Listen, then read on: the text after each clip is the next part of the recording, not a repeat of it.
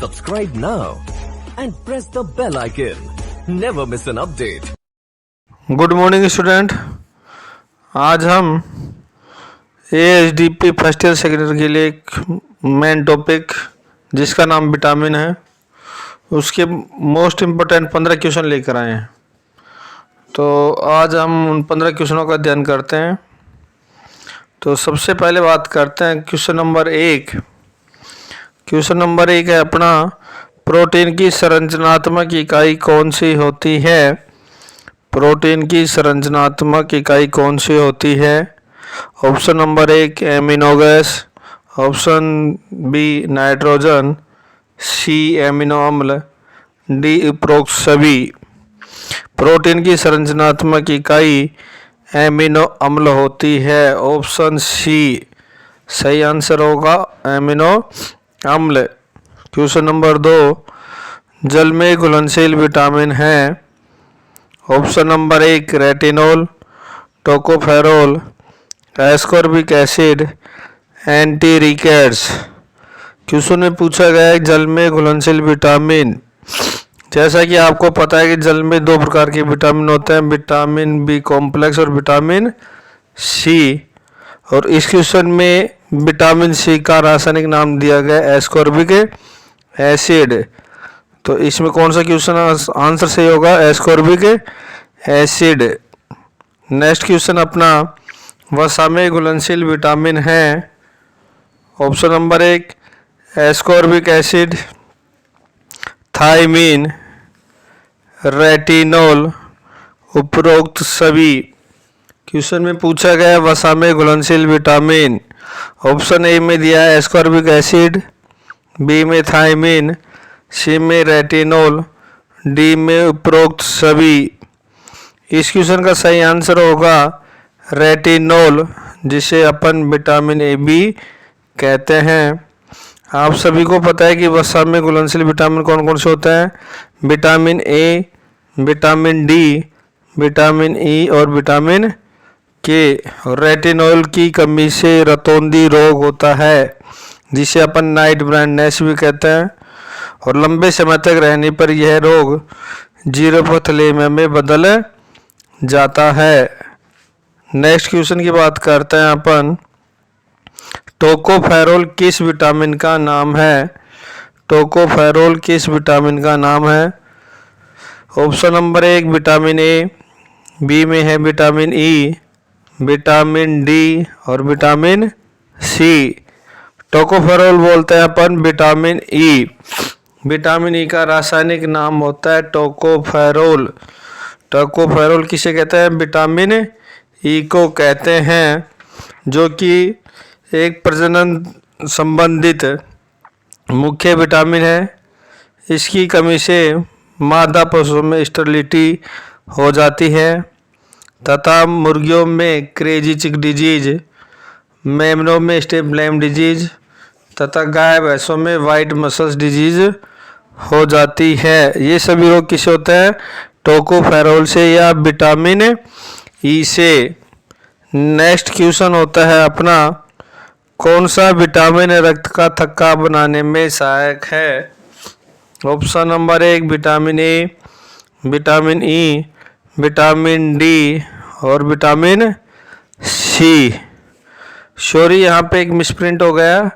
जो vitamin D है आपका ऑप्शन डी, उसमें विटामिन के आएगा, और इसका सही आंसर भी क्या होगा? विटामिन के। मिसप्रिंट की वजह से हो गया ये।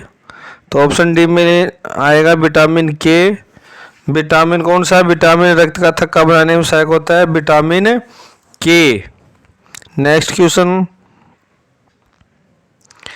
पेलेग्रा रोग किस विटामिन से होता है? पेलेग्रा रोग किस विटामिन से होता है? Nicotine, retinol, riboflavin, cyanocobalamin. Question में पूछा गया है पेलेग्रा रोग, तो इसमें सही आंसर होगा आपका निकोटीन, जिसे अपन नाइसिन के नाम से भी बोलते हैं या विटामिन B3 भी बोलते हैं। पेलेग्रा रोग त्वचा से संबंधित रोग होता है। नेक्स्ट क्वेश्चन अपना, पाई का रोग किसकी कमी से होता है? पाई का रोग किसकी कमी से होता है? Option number 1 phosphorus, option B magnesium, C iodine, D sodium. पाई का रोग फास्फोरस की कमी से होता है, ऑप्शन नंबर ए। और पाई का किसे कहते हैं? पशुओं के द्वारा अखाद्य वस्तुओं को खाना पाई का कहलाता है, जो कि फास्फोरस की कमी के कारण होता है। नेक्स्ट क्वेश्चन है अपना, विटामिन B12 के निर्माण में कौन सा खनिज तत्व आवश्यक होता है?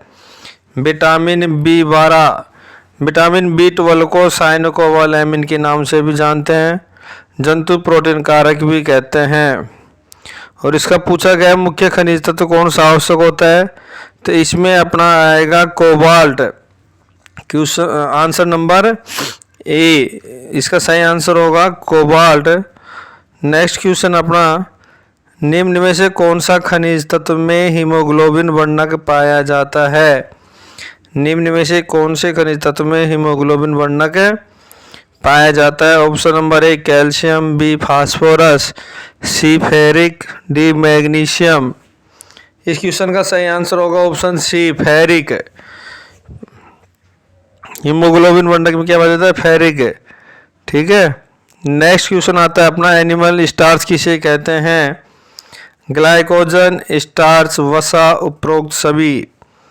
एनिमल स्टार्च ग्लाइकोजन को कहते हैं, ऑप्शन नंबर ए।